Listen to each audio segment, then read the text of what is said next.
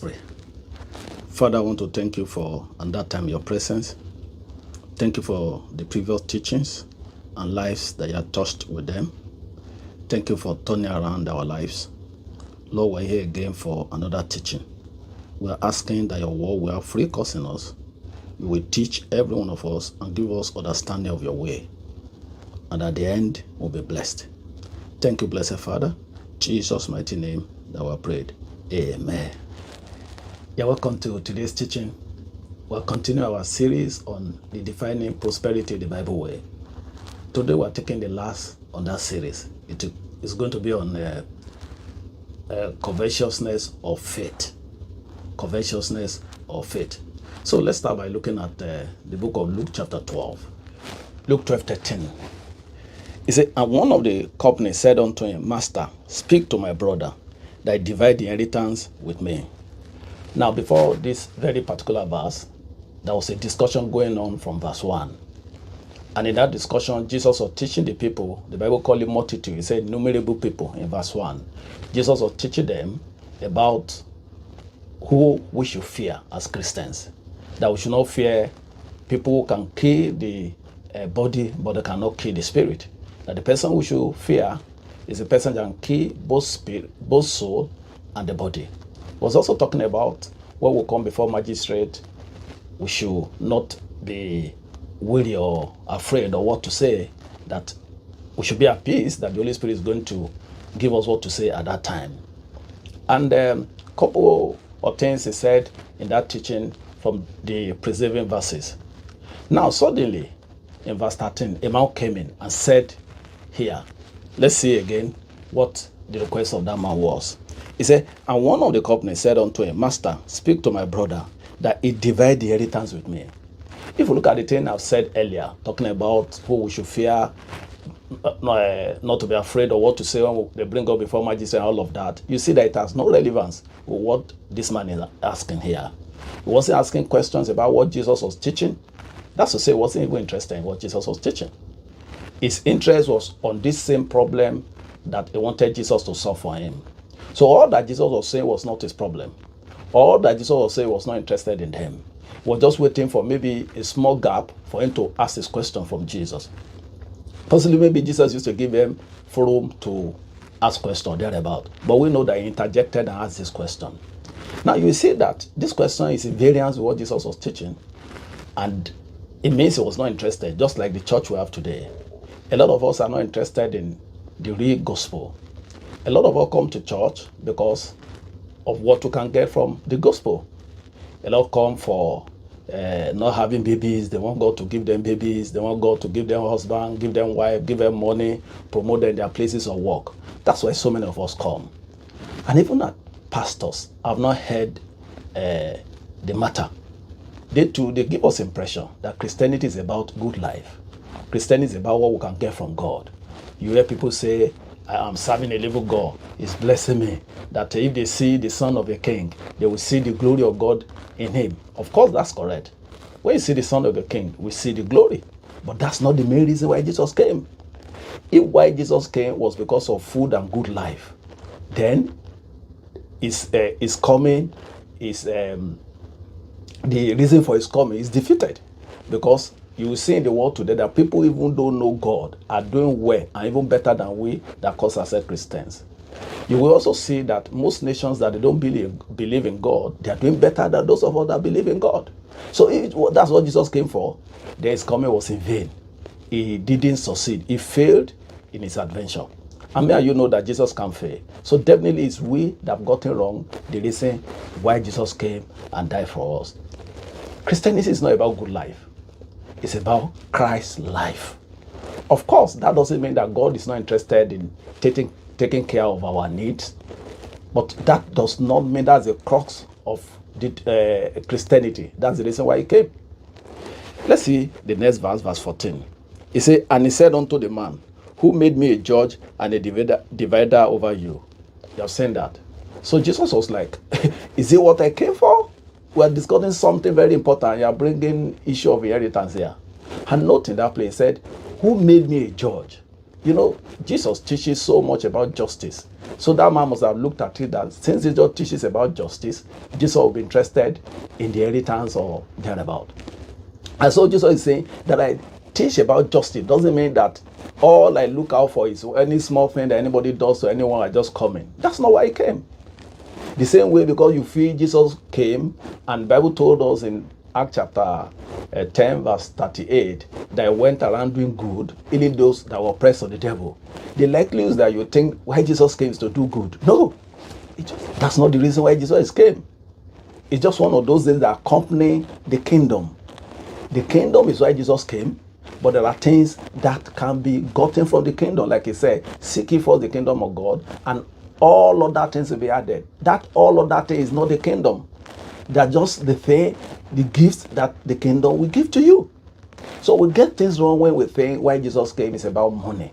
It's about us being rich. It's about being promoted in our offices. It's about having good things of life. That is wrong. And most of us have been taught that way. That's the problem this same man had. He was thinking Jesus came for some of the mundane things of life that Jesus didn't come for. Let's see the next verse. He said, and he said unto them, take heed and beware of covetousness, for a man's life consisteth not in the abundance of the things which he possesseth. Now you see Jesus' answer to that man. One would have expected that Jesus would have been angry that why did you interject while I was teaching? Jesus was not even about, his issue was not about interjection of the man while he was speaking, because there was something more important than just interjecting. And that thing was that the act of that man before Jesus Christ was covetousness. Now, between you and I, was the request of the man not legitimate? Of course it was legitimate. His father died, left inheritance for them, and the brother decided not to share with him. So any right-thinking person would think he has a just reason to approach Jesus for justice. But Jesus is saying, no. If that is the kind of thought you have, you are getting something wrong. That what you are doing is covetousness. And that the life of a man does not consist in the abundance of what he has. Life is not about food. Life is not about water. Life is not about drink. Life is not about clothes. It's not about properties. It's not about houses that we have. It's not about the cars we drive. That's what Jesus is saying. You agree with me that we have come to believe that life is about all these things.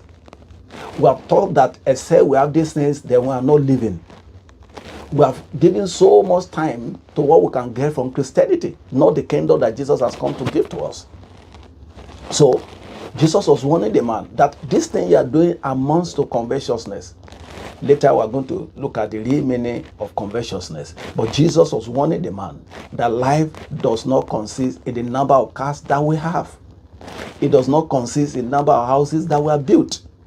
It does not consist in the number of properties or landed properties or anything that we think we have or how much we have in our bank account. Life is far beyond that. And you see even in Jesus himself, how much of all these things did he have? You see the apostles that left after his ministry on earth, how much of these things do they have? If life is about all these things, then the apostles have had it in abundance. And do you know that even most of the men of God we have today are getting it wrong?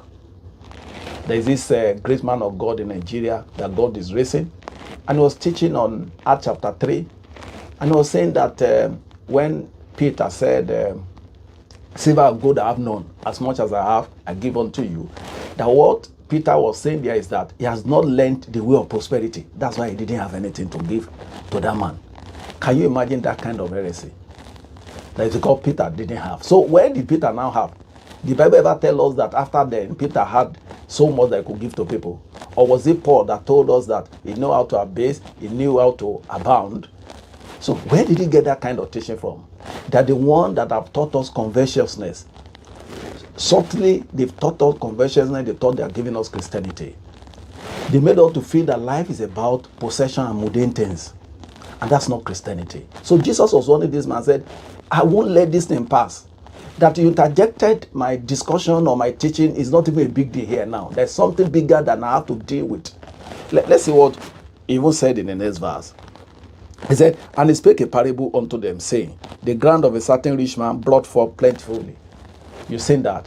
Now Jesus has to say, he had to bring up a parable, something to relate with what he wanted to teach them, that this case of conversion is so serious that I will have to put aside what I was teaching you and deal with this issue clearly. And that not only will I deal with it, I will even tell you a parable about it so that it can sink deeply into you people. That's how bad it is when you are conversions. Jesus does not take it lightly when we are conversions. As you continue the teaching, you see the reason why conversions is a very big issue. And you agree with me that the church of today is a conversions church. All that they teach us is about having and having and having. So much that I remember this testimony of a pastor. I think I've mentioned in one of my teaching, but I don't seem to get over that testimony. That he wanted to encourage people to come to God. And he said when he began his ministry that he had nothing, and that today he had 12 cars. Now, is that a testimony in church? No. Do you think that's a testimony? That you come to church and come and tell people you have 12 cars? Is that why Jesus came? So Elon Musk doesn't have more than 12 cars. Does he know Jesus? And again, if it's about 12 cars, what of people in that church that don't have anything? You're having 12 cars and you cannot drive more than one at a time. And there are people, I'm very sure, in that church that don't have what to eat. Possibly there are people in that kind of church that they're driving their children home because of school fees, or people have medical challenge. And yet a man is keeping 12 cars and he can only drive one at a time. That's the kind of Christianity that they're giving to us now, where a man will be beating his chest and say he's the richest of all the pastors, as if your success is counted by the amount of money you have in your bank, as if unbelievers don't have that more than us. If it's riches that we're looking for, we then bloody will go and learn from Elon Musk or Bill Gates. Those people will teach us more. And like I said, even when the gospel was teaching about wealth, it was in the Old Testament. Jesus hadn't come. When Jesus came, nothing was mentioned about wealth. New Testament has nothing to say about money. It's Old Testament. So if what Jesus came for is about money, then he failed. Then he didn't teach us what he came for. So Jesus was so, can I use the word angry? Or Jesus felt something is wrong with this man. And who can tell whether there are so many others like this around? Because if you read verse 1, the Bible said multitude, or innumerable people rather. It said innumerable people. So Jesus must have felt, there could be so many of them carrying this kind of mindset that he needed to deal with it squarely. So he put aside his teaching and now told them a parable. Let's see the parable together. He said, and he spake a parable unto them, say, the ground of a rich man brought forth plentifully. Note that again, rich man. So this man was already rich. That's to say, he already had clothes. He already had possibly maybe a car or cars. He already had a house or houses. He already had his children in school and he's paying their school fees. He already had everything I think he needed in life. That's why Jesus said he was a rich man. I want to believe that this man that Jesus was talking to here too possibly was not lacking some of the basic necessities of life. And yet he was still fighting for money. He was still fighting for things he didn't even work for. To the extent that he couldn't even listen to preaching. He had to be the preoccupation of his mind. So Jesus is saying here that the life of a man does not consist in what he possesses. That is to teach us that once you have the basic necessities of life, you should be satisfied. We did a teaching, I think that's our part 11, right? About what God is expecting or what God is promising us as Christians. If we look at the book of Matthew chapter 6, where Jesus was teaching the disciples how to pray, you notice they said, give us this day our daily bread. Oh, you think Jesus didn't know what he was saying when he said, give us our daily bread? He could have well said, Father, bless us abundantly. That could be the prayer. It could have been, Father, let the world know that we serve you by bringing money for us or by blessing us greatly. That could have been the prayer Jesus would have taught them. But he taught them, give us this day our daily bread. Meaning that what you need per time is what a Christian should be bothered about. Again, if you see the book of Matthew chapter 25, chapter 6. Let's read verse 25 of it. Therefore I say unto you, take no thought for yourself, what ye shall eat, or what ye shall drink, nor yet for your body, what ye shall put on. Is not life more than meat, and body than raiment? Life is more than physical or mundane things. Life is more than the number of cars that we are driving or that we have in our inventory. It is more than the number of houses that were built in life. In fact, if you read the book of Philippians chapter 4 verse 19, that I would like to quote, the Bible says there, it says, my God will meet your need, not your wants. Anything that you don't need, that you have to keep for some time before you use, is not a need, it's a want. So God is not here to be looking for how to bless or indulge us with our wants. God is only out to make sure that at least the basic necessities of life, we don't lack it. You also remember in the book of Acts chapter 4, around verse 32 to 35, when the people of the church then were lacking things. Jesus said, or the Bible said in that place, that they were giving their needs, not their wants. So that's to say, once you have a car, your need has been met. That's to say, once you have 3, 4, 5 pairs of trousers or clothes, your need has been met. Once you have a house that you are staying, your need has been met. So Jesus is teaching them covetousness, that if you now start bothering yourself when you have had those basic things of life, then you are covetous. So he needed to tell a parable here that this man was already rich. He already had the basic necessities of life. Let's continue and see what the next verse is saying. That Luke. Let's return to Luke chapter 12. Now verse 17. And he thought within himself, saying, what shall I do, because I have no room where to bestow my fruit? In the previous verse, he said, the ground brought forth abundantly for that rich man. Now immediately he brought forth, the man started thinking, wow, I've gotten something large. What do I do? Which is the same thing you and I, we say that, oh, I have so much money on me now. What do I do with it? And the man said that, let's see the next verse, what he said he was going to do with it. That he said that this will I do. I will pull down my barn and build greater, and there will I bestow all my fruit and my goods. So he said, oh, he knew what to do. He was going to pull down his barn and keep all those things there. Then he will enjoy himself. Now, do you think the man has done anything wrong by doing that? You are doing business, and normally every month all that you make is about $10,000, and suddenly you make $20,000. Will it be wrong to say you are going to keep it in the bank? No, I don't think that would be wrong.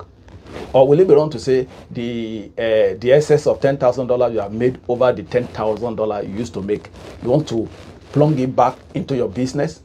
Would that be wrong? I don't think so. But Jesus is saying that is wrong. Let's see why Jesus said it is wrong. He said, and I will say unto my soul, he said, the man said, will say unto his soul, thou hast much goods laid up for many years. Take thy ease, eat, drink, and be merry. But God said unto him, thou fool, note that. He said, the man said he was going to enjoy himself and make merry. So will it be wrong if I made so much money and say, I want to drive Rolls Royce? Will it be wrong if I've made so much money and say, oh, I want to go around the world and enjoy myself? Will it be wrong if I made excess money and I say, I want to build additional house? Once I've had one, maybe I've had two. I want to build the third one. And Jesus is saying, he said the man is a fool. Fool for wanting to invest his money? Fool for wanting to enjoy the fruit of his labor? If it were not Jesus that said this, I would have challenged him, said, sir, you are wrong. You are wrong there. But Bible has told us that Jesus did all things well. That's what Bible says, I think, book of Mark chapter 7 there about, that he did all things well. Not only that, the Bible said he's God, and so he knows all things, and he knew what God expected for him while he was on earth here. That's to say, the real perspective of God in issue like this was what Jesus told us, that this man is a fool for wanting to enjoy his money. But let's see why God said he was a fool. This night thy soul shall require of thee. Then who shall those things be which thou hast provided? Verse 21. So is he that layeth up treasure for himself and is not rich towards God. Note that. It says, so is he that lay up treasure for himself and not good towards God. That's to say, the problem Jesus had with this man was that he was not rich towards God. Now, let's go back to verse 18. He said, and he said, this will I do.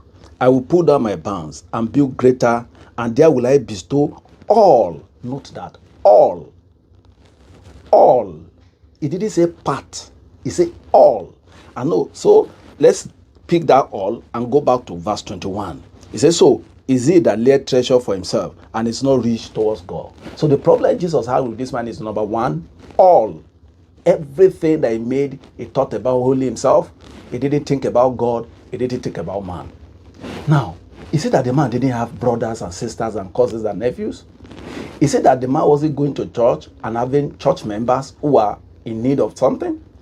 Is it that the man didn't see people in his neighborhood who were having issues, maybe with their school fees or their health or whatever, that he can help? That $10,000 came to him suddenly, and all he thought of was only himself. Nobody was giving anything. God wasn't giving anything. Man wasn't giving anything. Now, don't forget the reason why God created us is to live for God and live for man. But this gentleman, God said he was a fool because he was living only for himself. After he already had, he wanted to keep on having only for himself. And Jesus said, no, you are a fool when you think that way. Now, let's go to the reason why we work. Why do we even work in the first instance? As Christians, why do we make money? Note what I said there. As Christians, not as a human being. As Christians. Christians are different from human beings. We are human beings who God, Jesus Christ, has saved and washed with his blood. So how does Jesus expect us to live our life? Let's go to the book of Ephesians chapter 4, verse 28. Ephesians 4:28 says, let him that stole steal no more, but rather let him labor. You have seen that. Let him labor. If you are stealing, don't steal again. So I'm supposing that now that Paul says you should not steal again, then the thing is should work so that he can have something for himself. I think that should be what Paul should have said. But hear what Paul said. He said, let him that stole steal no more, but rather let him labor, let him work hard, working with his hands, the things which is good, that he may have to give to him that lacketh, that needed. You have seen the reason why we work. So that's the way you are working. You are not working only because of yourself. You are working because of yourself and your neighbor. So you now understand when the Western world, who once had God with them, who once believed in this Christianity before they threw it away, why some people making so much money, they will collect part of the money and be giving to people who are not working. You can now understand where they pick such things from. But one Christianity that's come to us, a Christianity where we make it, we give testimony of 12 cars, and we're not good, we're not rich towards human being, neither are we rich towards God. So when you are working, one of the reasons why you work is to give to others. In fact, there's a place in the Bible, I think Exodus chapter 19, that said in those days in Israel, if you had a farmland and you cultivated it and your crop grew and you wanted to harvest it, the instruction God gave them that when they harvested, they should not harvest all. They should leave some things back for those who didn't have, who will sow in and take something and eat. That's the Christianity they gave to us. That's the Christianity Jesus left with us. When your thinking is not only yourself, but about others. Especially after you have met your basic necessities. Once you have met your basic needs, the next thing you think of is not yourself, but others who need to meet their basic too. So you shouldn't be having three. When your basic is one, another person has been zero. That means you have excess of two. So the excess of two, give it to somebody. We taught that extensively in our last teaching. I'm going to put it here so that you can go and look at it. That's what the disciples were doing in the book of Ephesians, in the book of Acts chapter 4, the church of O. That's what they were doing. They were not going around and doing prosperity teaching, going for man of God to lay hands on them or prayer. They didn't do that. It's not in the Bible. What they did is to share. If you have excess, give to others. All you need is your basic. Anything other than basic, give it to another person. That's the Bible. That's why they're selling their properties. They sold their land and gave to others who didn't have basic. For you to have lands, then you have enough. So that enough, that enough, give it to another person. That's the teaching then. So I don't know where the church got it today, where all we do is, if you want to be rich, pay your tithe. They say if you want to be rich, pay your tithe. Where did you see that one from? When people were poor in the Bible, did they ever tell them to go and pay tithe so that they can be rich? There is no way you see that in the Bible. And if you have doubt about that, we did the teaching on tithing too. It's our part 7. I think the Defining Prosperity, the Bible way, part 7, something, a mystery of tithing on that about. We talked about tithing and 1 Malachi chapter 3 that people flaunt what it means. So, if people lack, it's others who have enough that give to them. That's all the teaching. That's what Jesus led with us. Another place is, if you see the book of Acts chapter 20 verse 35, you might not read that, where Bible said that it is better to give than to receive. If you begin that place, it's going to tell you that Paul said, teaching them to labor. He said, in laboring, it is better to give than to receive. That's to say, one of the reasons why I'm laboring, working hard, is so that I might give to others. That's Christianity. It's different from people of the world. People of the world can have and keep it in their banks. People of the world can have and go around pleasuring and having good time. But in Christianity, we don't do that. We don't go around celebrating and making noise and keeping money in banks where others are suffering. It's not Christianity. It's something else. That's is the way of unbelievers. Unfortunately, that's what we are taught today. Flaunting wealth, flaunting money. Now, somebody may ask me that they wouldn't want to work. It will make people lazy, and that they want to take advantage of those who are rich. Oh, it's not new. The Bible says there's nothing new under the sun. Even in the days of Paul, people did the same thing. If you go and read the book of 2 Thessalonians chapter 3, I don't want this message to be too long, so I might not go there. But if you go to 2 Thessalonians chapter 3, you see where Paul was talking to some people. You must have heard of that, where they say, anybody that will not work will not eat. What prompted that was because some people, because they were giving them things, they were not working again. They became lazy. And so they reported to Paul that some of us are no longer working because we are taking care of them. And Paul now said, if anybody will not work, he should not eat. Meaning that they should not give to those who wouldn't work and looking to take advantage of others. But you know the funniest thing? If we go to succeeding passages of verses, about 2, 3, 4 verses down, that's 2 Thessalonians chapter 3, around verse 10, 11, 12 down, you see when Paul was concluding, he said, nevertheless, he said, do not be weary in well doing. What does that mean? I know people are taking advantage of you. They are not supposed to do that. So, if they will not work, they will not eat. Nevertheless, even you too, don't mind them more. Still give to them. That's the meaning of that. Don't be willing well doing. Ignore the fact that they are lazy. The good thing about it is that if you are the one working and you are making money, whether you like it or not, it is the crumbs that you are going to give out. You are not going to give the main thing out. So you are still the one going to live good life. And they are the one that are going to live in penury. Because whatever you are going to give to them is going to be what they need, not excess. But you have excess. Let me give you an analogy of what I'm trying to say. Let's say you have five houses, good houses, and some people are not having anywhere to put their heads.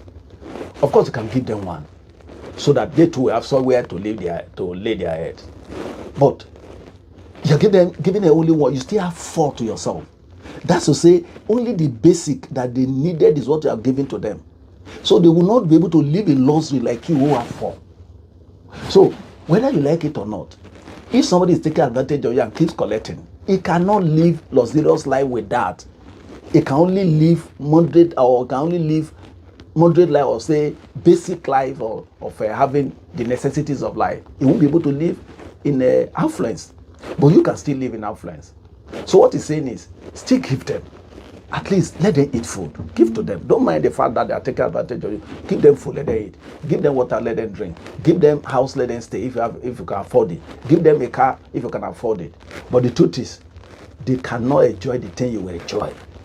Like we say in America today, whether they are collecting from the rich and giving to the poor can never enjoy what the rich is enjoying. Because what they will collect too is not going to be so much that will make the poor to become rich. And it's not going to be so much that will make the rich to become poor. So the rich will still enjoy. Only that they won't have so much more in bank for himself, while others are not eating at all. Now, like I said, life is about you, God, and others. There's this story a friend of mine told me. He had a revelation. No, sorry. He was taking care of his people. Every time he collected money, he would give them. He was taking care of them. And one time he got angry and said these people were living on him. And he was like, I was not going to do that again. Then he said he slept. Then he had a dream. And God told him in that dream that, okay, no problem. Since you are complaining that I take advantage of you, I will draw the money from you. I'll give it to one of them. You too, you'll be depending on them for your life. The man had to start pleading. As long as God is providing for you, don't care whether anybody is taking advantage of you or not. Whatever you can afford, give it to them. I remember in America, a lot of people normally say that Nigerian people are just lazy. They don't want to work. They are depending on us in America. And what I used to tell people who tell me that is that just pray to God to keep on blessing you. And I will tell them that if people are disturbing Dangote today, will he complain? If 1,000 people are calling him in a day, will he complain? He has so much. So instead of complaining, why not tell God to give you more capacity to help people? It's because you don't have enough. That's why you think many people are calling you. If you are rich like Dangote, even 1,000 people are calling you, which is not possible anyway. Where will the time be for you to call, for 1,000 people to call you? But let's say 1,000 people are calling Dangote today. You think it will bother him? Maybe giving them maybe 10,000 and 1,000 people. That's just about 10 million. With 10 million a day, a big deal to Dangote. So instead of complaining that people are disturbing you, why not pray for God or to God to increase your capacity, your ability to give to others? That's how a Christian reasons. A Christian does not complain. You give what you have and trust God to give you more. So one of the reasons why we work is to give to others. So the problem of that man with God is that it wasn't rich towards God, it wasn't rich towards man. Now, you might tell me that in that place, he said he wasn't rich towards God. He didn't mention rich towards man. I think we have dealt with that too in our teachings. That when you say giving to God is majorly giving to man. Don't mind what your pastor has taught you, that giving to God is bringing money to go and be building churches. Giving to God is bringing money to go and be buying drum set and chairs for churches. No, it's not. Oh no, sorry. It's part of it. But it's not the most important way of giving to God. The most important way of giving to God, the Bible has taught us, is what to give to your neighbor. So a good Christian will prioritize giving to human being, we still give to church too. So you give to church, you give to human being. So by giving to church and giving to human being, you are giving to God. So when God was scolding that man for thinking of taking all to bank or taking all to plunge in his business again, that he should have thought of at least giving something to his neighbors and giving something to God. That's what it meant by being rich towards God. Now, having said that, let's look at the meaning of covetousness. Let's look at the meaning of covetousness now. Let's see 1 Timothy chapter 6. We're going to start from verse 5. Verse 5. It says, pervert disputing of men of corrupt minds. Note that one. Men of corrupt minds. And destitute of the truth, supposing that gain is godliness. He said, from such withdraw yourself. He said, they are thinking that gain is godliness. He said, such people, they have corrupt minds. So you can see now that most of our pastors, and including you and myself, our minds are corrupt. When we think the reason why we come to God is because we want to be rich. So much that I hear pastors say that if God is not blessing you, if I pray for you, God is not blessing you, that will go with retreat. And no, you don't understand the Bible. We are not serving God because we want Him to bless us. God has already blessed us by giving us work to do. We work to get money. We don't come to church or to God to look for money. Although if we have problem in the course of work, we have done our part, God can come in and help us. But the main reason why we are coming to God is not to get something. It's for the kingdom. We are living for God, not for ourselves. We are living for the kingdom. So he said, if your reason for coming to God it's because of money. Or maybe when you make money, then you start telling people, my God is giving me money. That's not Christianity. There are better things to tell people than that God is giving you money. Because there are people getting money outside and they don't know God. In fact, you're going to ridicule yourself when you say it before some people, because they will tell you, but we don't know God. We too are rich now. So what's the big deal about your God? When every other religion too is giving money to their adherents, or some people who don't even believe in God or anyone, they are getting money. So you don't flaunt money. You flaunt things that others don't have, that Christianity can give unto us. But because that's not the teaching today, I might not go into details of that. So you agree with Paul when he said that if the reason why you are coming to God is for money, he said you are corrupt. You are not a good Christian. If your pastor is telling you that, that pastor is corrupt. That pastor is not a good Christian. If all he does every day is to tell us, give as you begin unto you so that we can be rich, he's corrupt. There are better things we're doing in the kingdom than money. The kingdom of God is not of meat. We have read that. Let's proceed further. I say, but godliness with contentment is a great gain. So what he's saying now, what a Christian should mind is contentment. Contentment. Now let's go for that and see the meaning of contentment. He said, for we brought nothing to the world, and it is certain we will carry nothing out. And having food and raiment, let us therefore content. We have seen that. Having food or raiment, let us be content. The most important thing is to have clothes to put on, food to eat, a place to put our head. If our children send them to school, any other thing is not important. Of course, we are not saying that there's nothing wrong in affluence. No, that's not what we're saying. All we're saying is, why do you want to be? What is the motive? What is the mindset when you are looking for money? And that when you are looking for money now, you are not doing everything within your power to get that money once your basic needs is met. Once you have met your basic need, it's no longer a do or die affair. That's what Jesus is trying to teach us. And that's what Paul is saying. That be content. Once you have clothes to wear, what again is your problem? And you have a place you are staying. Now, mind you, when they say a place you are staying, it doesn't mean a house that you are built to. As long as you are having money to pay your house rent, that's good enough. Jesus taught that. Jesus wanted an ass to take him to Jerusalem. He didn't buy one and kept for that purpose. When that time came, the one God provided was what he used. He didn't start telling God years earlier, say, God, one day I'm going to need an ass, so I need to get an ass and keep it somewhere for that purpose. He didn't say that. Immediately he finished using the ass, he gave it out. And don't also forget that in the time of Jesus, rich men don't use ass. They use chariot, horse. So Jesus couldn't afford us. He couldn't afford chariot. All he could get was ass. It was downgrading. It was debasing for somebody to ride on ass that time. But that's what Jesus did. Why did he do that? He wanted to teach you and I that whatever you need is the purpose that is important. It's not the kind of thing that is provided. Now, you wanted to move from point A to point B. In our time, what you need maybe is car. As long as you can pay your transfer fare, or as long as you have a car, God has settled you. It doesn't matter the kind of car you have. You don't need to have a Rolls Royce or a Benz for you to say God is blessing you. As long as God has provided something for you to move from point A to point B, He has settled you. And even if He has not provided, as long as there is money available for you to travel, He has settled you. That's what Jesus taught us through that him riding on an ass.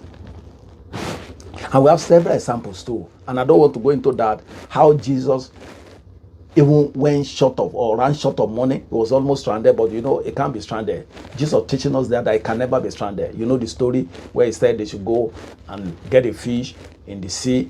He said Peter was going to get a coin from it. He should get it and come and pay the tax they were asking from them. What that place was, one of the things that place was teaching us is that Jesus didn't have money stacked up somewhere. He ran out of money. But men of God of today, many of them can never run out of money. They have billions in their account. They have millions of dollars in their account. But Jesus, our Lord, that they are crying to, that they say is the one blessing them, ran short of money. Why do you think Jesus ran short of money? He has given the money to the poor. You remember when he told Judas, the thing you want to do, do it quickly. The Bible said they thought he was telling Judas to go and give money to the poor. That means that was the usual thing they were always doing. So they gave all the money to the poor. Then don't forget when somebody came and poured oil on Jesus. The Bible said the apostles were angry. The anger was, why are you wasting it? We should have given it to the poor. That means Jesus has saturated them with that thought so much that every time what they think of is how to give to poor, how to help people who are in need. So Jesus was always giving his money to people who are in need, so much that he didn't have excess. He needed to send somebody to the fish to get money for him to pay his tax. So contentment, but basically anything Jesus needed per time, he was always getting. And so the life of a Christian is the life of the one that gets what he wants per time. Anything, once you have gotten that and you are still cracking your head, broadening yourself about, I want to have 2 cars, I want to have 3 cars, you're a covetous person. Or you have enough clothes in your wardrobe and you are still broadening yourself, you want to, there's this one in vogue, or there's this type of clothes I want to have, this designer. You're a covetous person because you already have what you need. So the first level of covetousness is when you have had what you need and you are still going ahead to look for more out of your way. Then you're a covetous person. Now, let's see again who a covetous person is. Now, in that passage that we're reading, let's see verse 9 and 10 of 1 Timothy. 9 and 10 says, but they that will be rich fall in temptation and a snare, and into many foolish and awful lusts, which drown men in the destruction and perdition. Verse 10, for the love of money, note that, is the root of all evil, which some coveted after, covetousness, coveted after, and they have erred from the faith, and pierced themselves through many sorrows. Now that place is saying again that the love of money is the root of all evil. So what does it mean to love money? What does it mean to love material things? Let's see Ecclesiastes chapter 5, verse 10. He that loveth silver shall not be satisfied with silver. He that loveth silver will not be satisfied with silver. So if you love a thing, you will never be satisfied with that thing. For instance, you have 2 pieces of something. If you love that thing, you want more of that thing. He said, nor he that loveth abundance with increase, this is also vanity. So people who love something are those who want to have more and more of a thing. If you already have money that you need and all you're thinking is to want to have more and more money, then you love money. If when important things are being discussed and your concern is about money, you love money. If you can go out of your way to get money, to do things and compromise things you're not supposed to do, you love money. So if you have, for instance, say so, you have maybe 5 pairs of shoes, which I think for a man should be enough.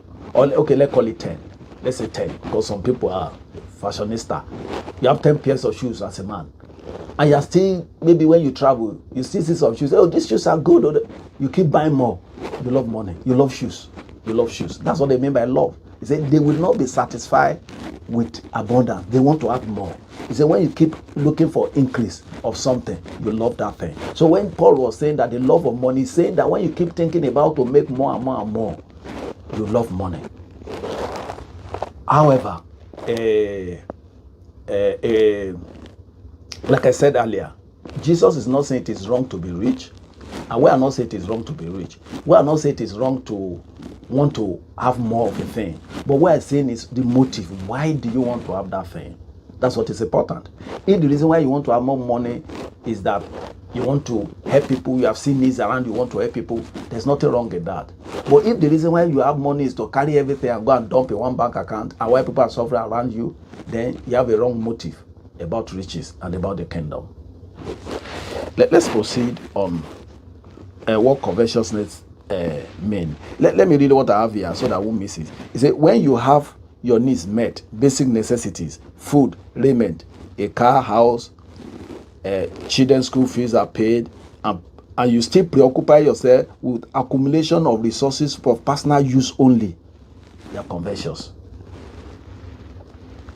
Now, when you are not satisfied with what you have, when you keep acquiring what you don't need or desiring more for a specific purpose is called love of that thing, and it is covetousness. There was a time, although he's not a Christian anyway, but we can cite the example. A senator in Nigeria was showing people the number of wristwatches he had. They were about 200. For God's sake, why will a man have 200 wristwatches? For God's sake, like that pastor I told you earlier, why will a man have 12 cars? Why? You only need one. For God's sake, why will you build houses that is so big where people are suffering around you? Why? It is covetousness. You see, when the end justify the means, your desire to have anything cannot be controlled, and you are ready to compromise for that purpose. It is covetousness. Let's see Sons of Solomon chapter 8 verse 7a. It says, many waters cannot quench love, neither can the flood drown it. You've seen that. Many waters cannot quench love. Flood can't drown it. Meaning that once you love something, you go all out for it. So anything you go all out for, or you can do anything to get, it means you love that thing. And that is covetousness. That means you are not contented with what God has given to you. Let's see other meanings of covetousness. He said, when you desire things because they are trending, not because you need them, they are covetous. You might tell me, no, it's not covetousness. I just like good things. If you're a good Christian, one of the things Christianity will do to you is to tame your appetite. You cannot be a Christian and still be reasoning the way the world reasons. I remember before I became born again, one of the things I love was car. I love cars. And I've always said I was going to drive Rolls Royce. I've always loved good cars. But today is no longer part of my thinking that I must drive a Rolls Royce. In fact, I might have money that can buy Rolls Royce now and I will not buy it. Why? Christianity has taught me that life is not about that. So life is not about you want to wear designer's dress because you love designer dress. Then you are not. Christianity has not really shaped you. If Christianity shapes your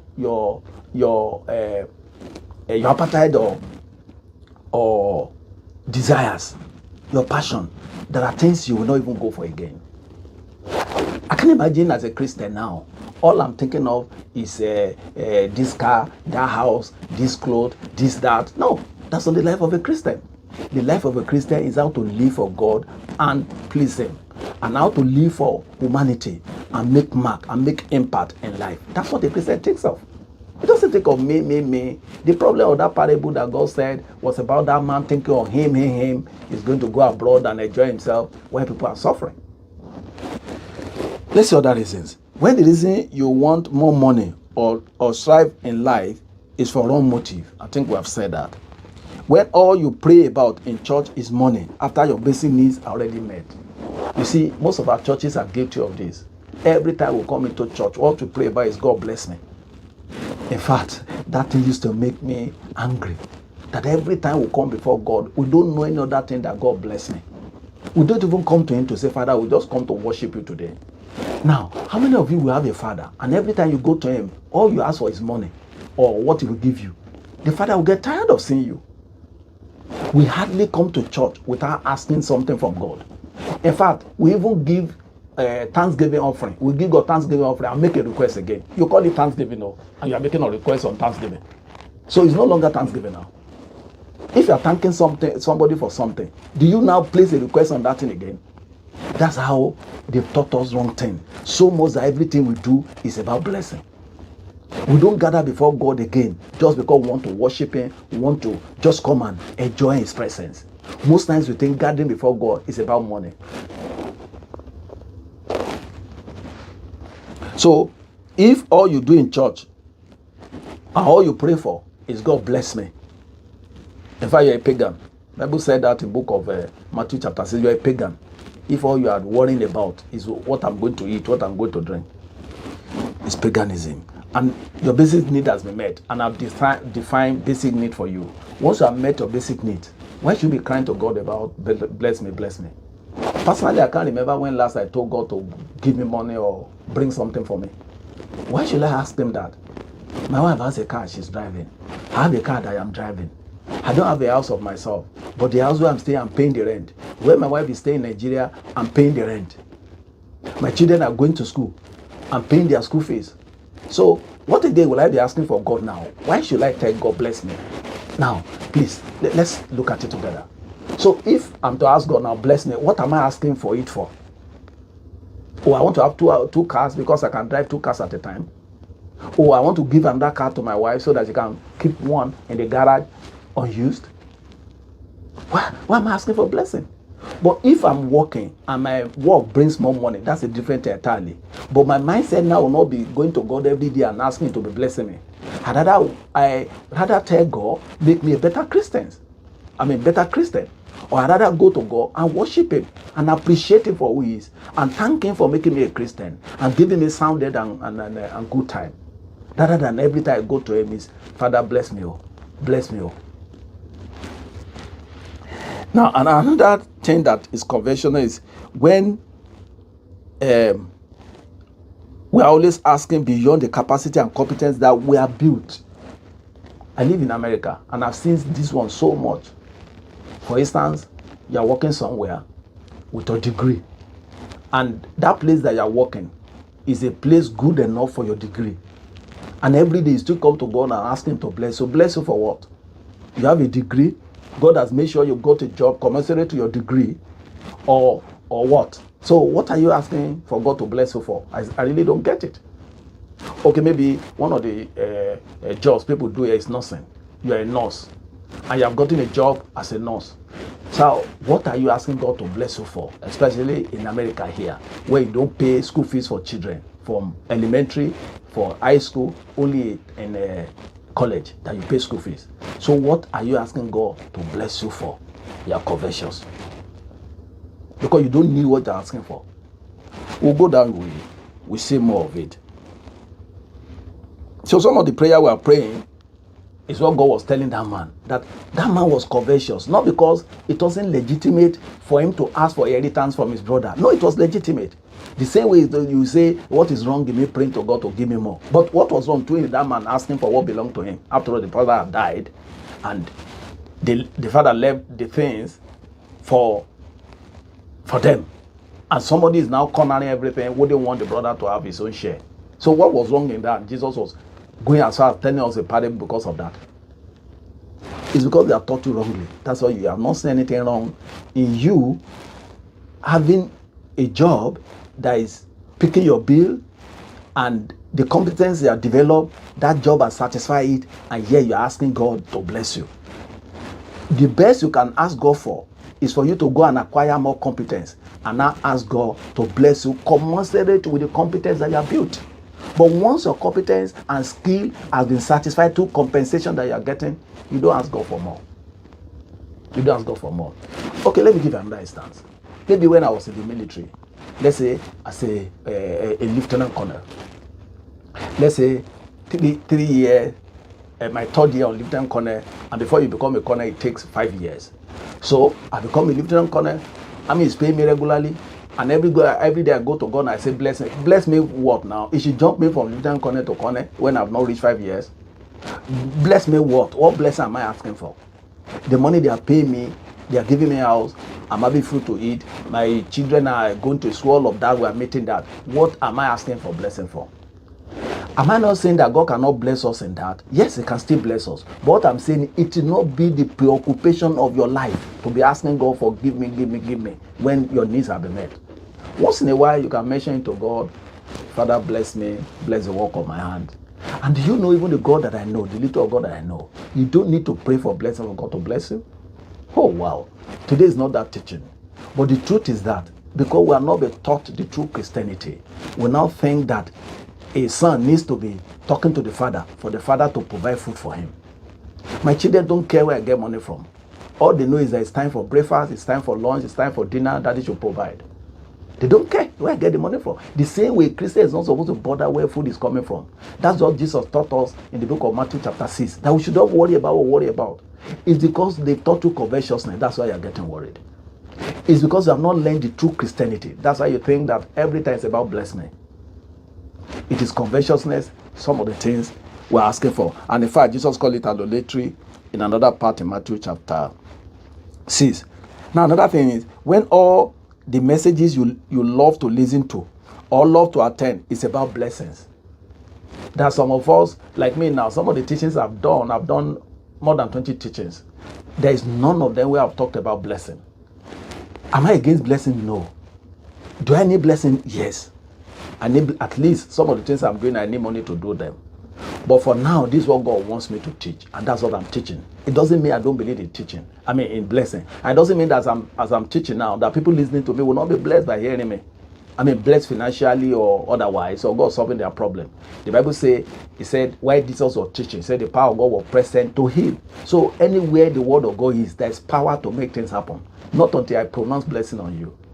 It's not until I do that. Before you listen to this kind of message and you stand up from listening and something good happens to you, maybe 1 or 2 days later. It's not until I pronounce it. Because the word of God has said that wherever His word is, there is power. Power to bless, power to heal, power to make whole. So maybe I should just speak to you now. That's hearing this message. Whatever is it that is sick around you, whatever is it that you need God to touch around you, let God touch it now. In the name of Jesus. But our life is not based on those things. Our preoccupation is not based on those things. Our life is far, far, far beyond that. So if all you go to church for is blessings, if all the messages you listen to is blessings, like some of us now, a friend of mine told me, say, all this is I'm teaching, say, people will not listen to me. I said, I don't care.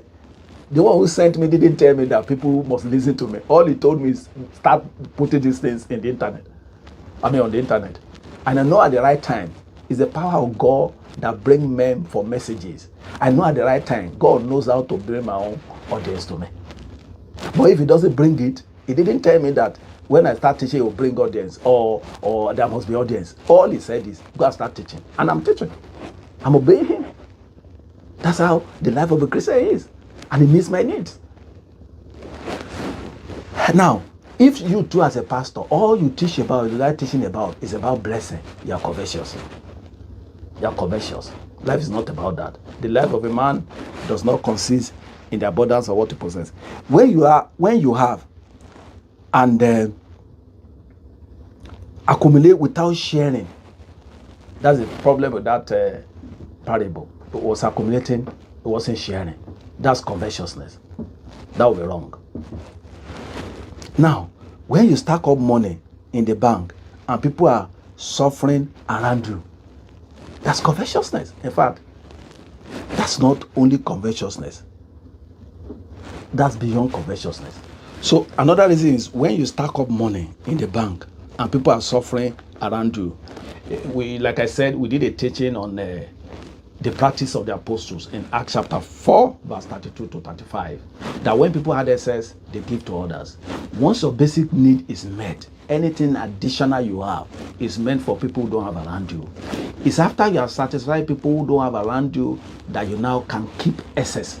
So if you see your bank, your pastors having church members who cannot send people to school, having church members who cannot eat 3 square meals, having church members who cannot pick their medical bills, there is covetous.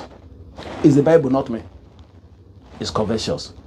If you're stacking money in bank and people are suffering, it is covetousness.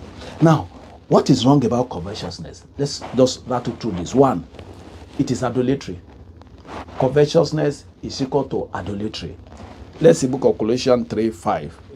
Mortify therefore your members which are upon the earth, fornication, uncleanness, inordinate affection, evil concupiscence, and covetousness, which is idolatry. So covetousness is idolatry. I don't think I need to press on that. That is as good as serving another God. That's the way God sees it. That you are serving another God where you are covetous. Now, another thing why covetousness is wrong is because a covetous man is self-centered. He's self-centered. All he thinks about is him. Let's see 2 Timothy 3:1 and 2. This know also that in the last day perilous time will come. For men shall be lovers of their own selves. So it's a perilous thing for one to love himself. It's a perilous time will come. So one of the things that will happen in perilous times is that people will love themselves. So loving oneself is a sin. And We're not saying when you are leave want to. I want to believe you understand what I mean by loving oneself. When you love yourself excessively, to the extent that you don't even want to assist people, you don't even want to think of others. All you think about is yourself. It is a sin. Lack of contentment can lead to stealing. One of the reasons why covetousness is wrong is because it can lead to stealing. Compromises in offices, places of work, sharp practices, cutting corners, racketeering, profiteering, and all of that. Here, let me just give a story to drive this point home. There was this man in Nigeria, in Lagos, Nigeria, that was an estate developer. And we all know the story that he was building one big house in Nigeria at that time. And because of wanting to make too much money, too much profit, he now used inferior material for the building of that gigantic edifice. And at the end of the day, while he was building it, that place collapsed and the man was buried in it. He died. We all know the story. Now, after that incident, we heard that the man was a good Christian. In fact, so much that he used to go to churches and organize programs. And a Christian was doing sharp practices just to have excess money. Why? They taught him covetousness. Now you can now see he took his own life because he wanted excess profit. And not only his own life, many other lives were lost in that place. So you can see what covetousness can cause. This man was already rich, yet he still wanted, the money was going to make legitimately from that deal was not sufficient for him. He wanted to cut corners and make more money by using inferior materials. At the end of the day, that building collapsed, killed him, killed some other people, wasted people's life because of covetousness. He was not satisfied with the little he was going to make from that business. That's covetousness. It can cause stealing, compromise, and all of that. Now, covetousness breeds envy and unhealthy competition. We know that. When you are covetous, a covetous person, you already have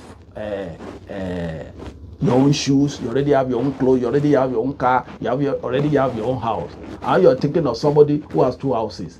Then you begin to envy that person just because you have one. Or somebody is wearing designer shirt because yours is just ordinary. You begin to envy that person. Or somebody is wearing designer shoe because the person is wearing designer, you are not wearing designer. You begin to envy that person.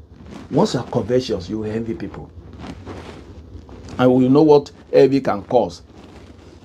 We know what happened to Abel. Cain killed him. Now, another thing, it can breed greed. Breed greed. And you agree with me that greed is the reason why Africa is what it is today. Most of our politicians are already rich, but they want to keep having and having and having and having. Is it not greed that many of them are worth millions of dollars or billions of naira, and yet they still go to offices and be stealing? They don't care about others. Why? They are covetous. They want to keep having and having and having, including Christian politicians. So it's the same thing. Why? Because we have taught them covetousness too. We call it blessing. It's covetousness. It amounts to wickedness. When you are covetous, covetousness can amount to wickedness. Thank God for the earlier example I made. That man killed himself and killed others. His wickedness made it to kill people. Another thing is sometimes some of the money coming to us is not actually meant for us. And this money are meant for others around us. So when God blesses us, most times it's not only us. He wants us to think of others. He wants us to be good towards God, like he said in that passage we read. And when you are good towards God, I want you to distribute to people. The Bible said he sent his word to Jacob. It landed upon Israel. The aim of sending that word was for Israel, but it has to pass to Jacob. So the same way, some of the monies were kept in the bank was sent to others through you. And if you don't give it to them, some of them, because they cannot meet their need, can commit suicide. So you can imagine how many people have committed suicide because the money with us that was supposed to give to them, we kept it in bank. Or because the money was supposed to give to them for them to eat, to feed, or to pay their children's school fees, or to take care of their medical bills that was supposed to give to them, that were not given to them. We use it to buy shoes, we used to buy latest car, we used to buy latest dress, we used to build another house. And these people, because they cannot bear it again, they commit suicide. So you can see now that it is wickedness. Some of the things we take in with levity, they are very grievous before God. A lot of people in the church are suffering today. Some of them are doing things they are not supposed to do because people God has given money to take care of them are not taking care of them. They keep the money in banks. They keep the money for generations to come. And even our men of God do the same thing. Money that is meant to send others to school, you keep it. You say it's God's blessing. Money that is meant to pick the bill, medical bill of people, you keep it to yourself. You allow people to die of that sickness. You are wicked. So covetousness could cause wickedness and unnecessary killing of people by our actions. Now it can even cause wrong teaching. So many pastors, because of their covetousness, they say so many other things. They threaten people on the altar. If you don't pay your tithe, things will be tight for you. We don't know where they heard that from. Somebody even said that maybe it was because Joe didn't pay tithe. That's why he had the problem he had. When the Bible says it was God that invited devil and said, come and see my son. And somebody is saying it's because he didn't pay tithe. So are you now saying that God set him up because of tithe? Because God was the one that set Job up. So you see all manners of teachings because people are covetous. They want to keep having. The money that's supposed to give people, they want to use it to drive cars. Big cars. Covetousness can make people to do wrong teachings. They want to feel among. They want to wear trendy things. They want to build good houses. Now, before we finish, before we round up, let's see one concept that I have to quickly correct here. There's somebody very close to me one day. I saw something on his status. And he said, this is the building he's trusting God for. And when I checked that building, in dollars, that building should be worth about maybe $1 million. And a small boy that I'm still the one sending him money to take care of himself is saying that what he's hoping for is $1 million house. And I called him and said, why would you be hoping for $1 million house? This is stealing. He said no, that they taught them in church that they should think big. So we want to address the issue of think big that have been taught to us in the church. Some of these think big syndrome is why people are stealing. Is why we have Yahoo boys now thinking big, that say their God is big, going out everywhere and faithing what God has not given to them. That God said to Abraham, think big, does not mean that he said to you, think big. We did a teaching on what doctrine means and what dealings means. In the dealings of God with people, there are things that is common to everybody. That's what they call doctrine. Anything common to us that God is telling us is a doctrine. For instance, he said, when ye pray, and he was talking to everybody. That means it's for all of us. But when he's talking to somebody in particular about something, it's not for all of us. It's for that person. If you desire that thing, then you have to pick that verse and pray with it until God now says, I'm giving it to you. For instance, it was Abraham God told that think big. He didn't tell the church. He didn't tell any other person. And that was the time we found in the Bible. So you cannot come up now and be telling people to think big. Are they Abraham? They are not Abraham. You can only tell them that if they desire that, they will go and be praying with it. So teaching people that they should be thinking big is covetousness. Think big for what? Now, I'm going to tell us why and when we can think big and how God applies thinking big. But some of the thinking big that we do is covetousness. The God we serve is a God of precept by precept, line upon line, little here, little there. That's what the Bible says in the book of Isaiah. Our God is not the God of sudden word. He's not. Nevertheless, like I said, there are delays. Sometimes God can bring sudden word for some people. Now that he has brought sudden word for one or two people does not mean that's his way. That's not his way. He just did it for that person. That God made Solomon rich and he said he was going to be this, that does not mean that's God's way. That is for Solomon. So when God was telling Abraham to think big, it was for Abraham, not all of us. The way of God is little by little, precept by precept. Though the beginning is small, but the end shall increase greatly. That is the way of God. If you are hoping that in life you are going to be great, there is nothing wrong in that. If you are hoping that one day God is going to bless you, there is nothing wrong in that. But if you are nobody, your worth is about let's say $1,000, and you are hiring something of 10,000, you say because you are serving the living God. No. That's no longer Bible. It's no longer Bible. You go precept by precept. You can only hope on that $10,000 thing if God specifically speaks to you to think of that. Let's see how we apply thinking big. We already know where we'll pick it from. It's in Genesis chapter 13, verse 14 to 17. God spoke to Abraham. He said, look to the left, look to the south, to the north, to the west. He said, whatever you can see, you can have it. So that's where they brought thinking big from.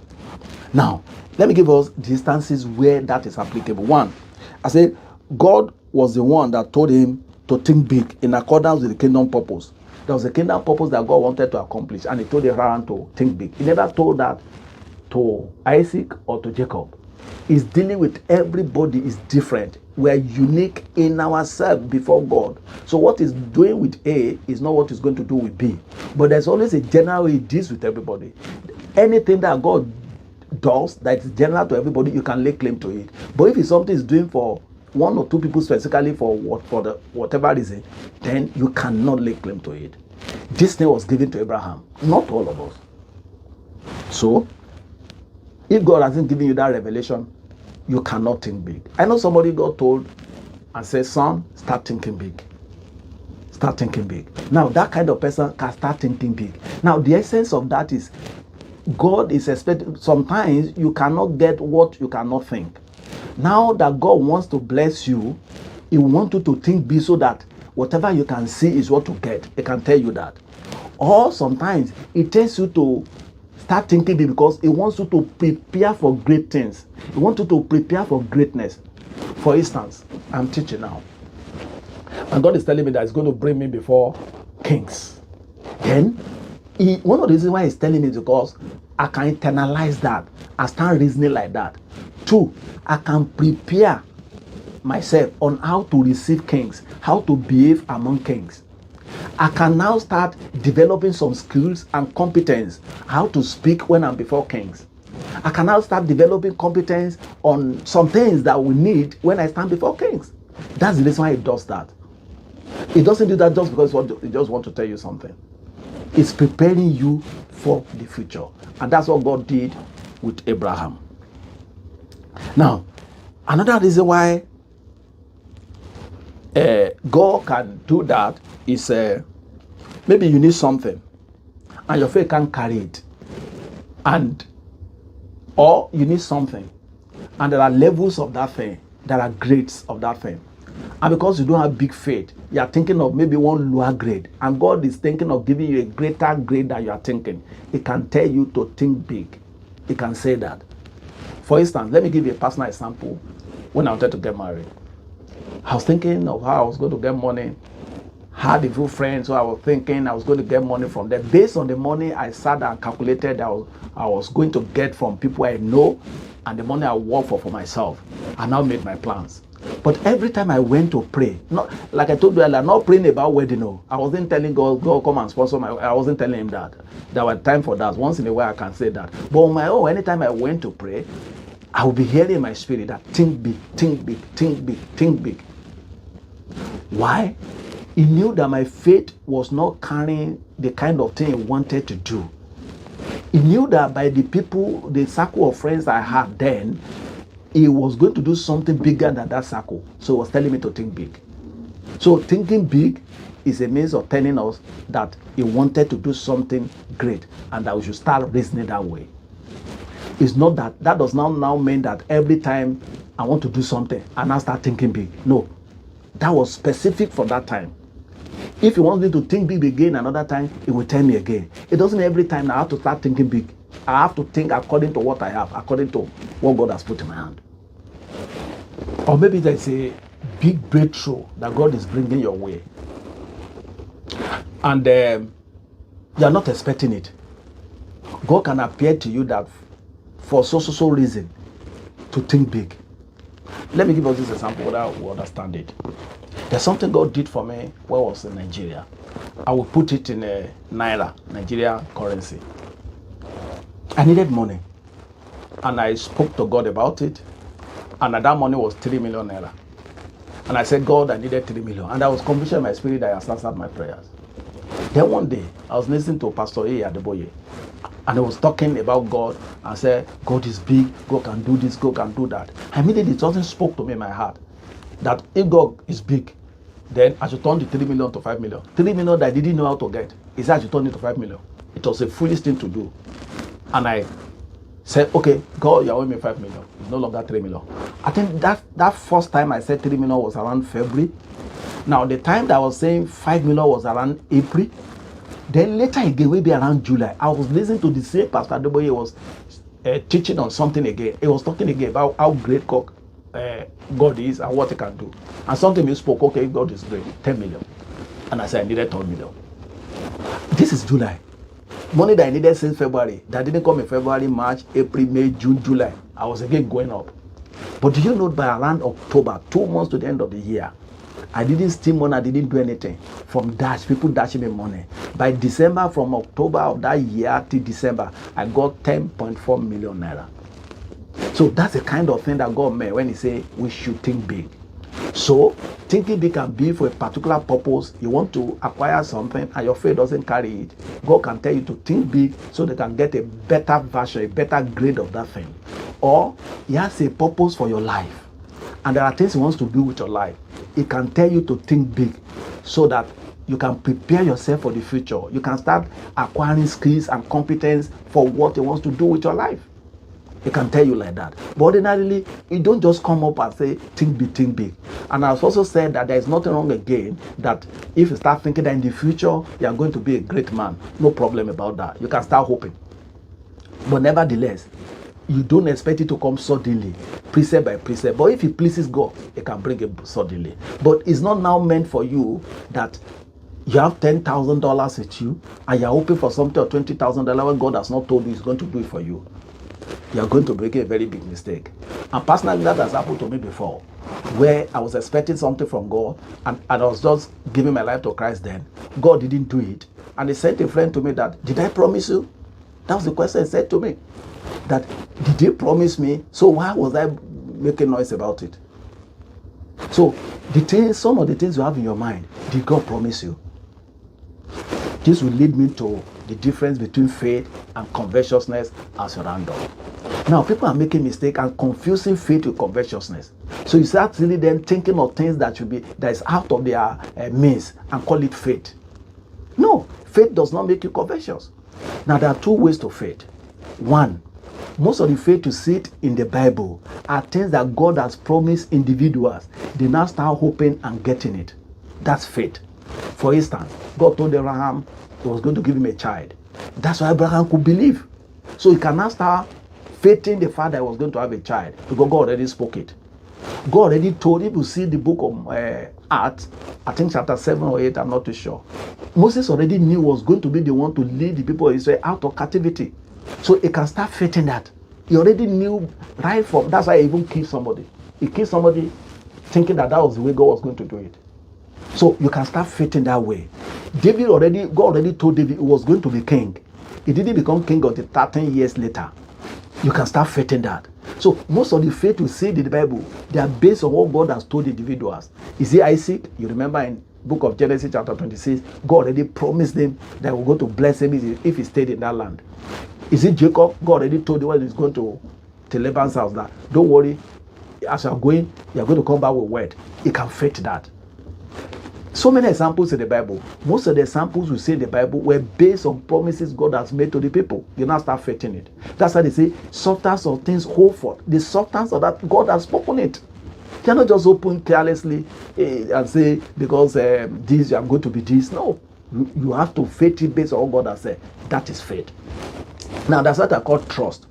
Trust is a kind of faith. But in trust, God hasn't spoken, but you are trusting God to do it. Why? If God does not do it, there is going to be adverse effect upon you. That thing is going to hurt you or bring negative consequence upon you. Then you can now trust God for it. It's different from faith. For instance, let me give you another example.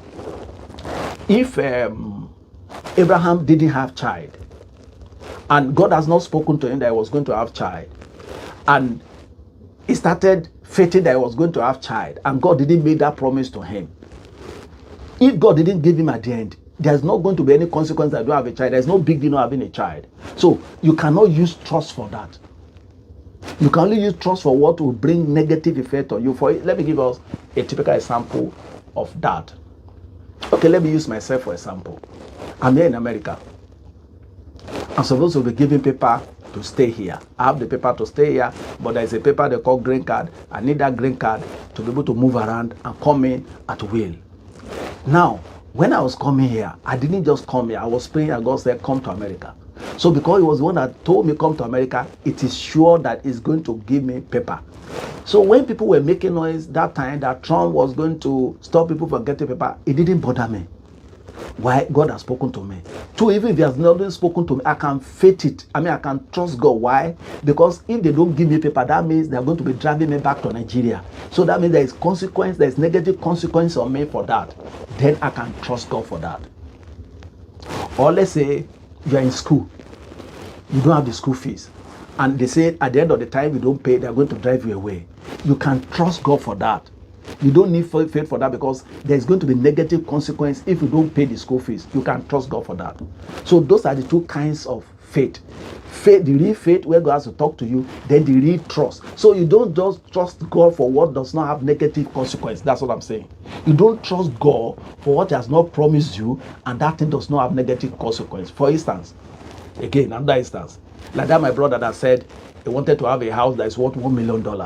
If he does not have that house, there is no negative consequence for that. So you can't trust God for it.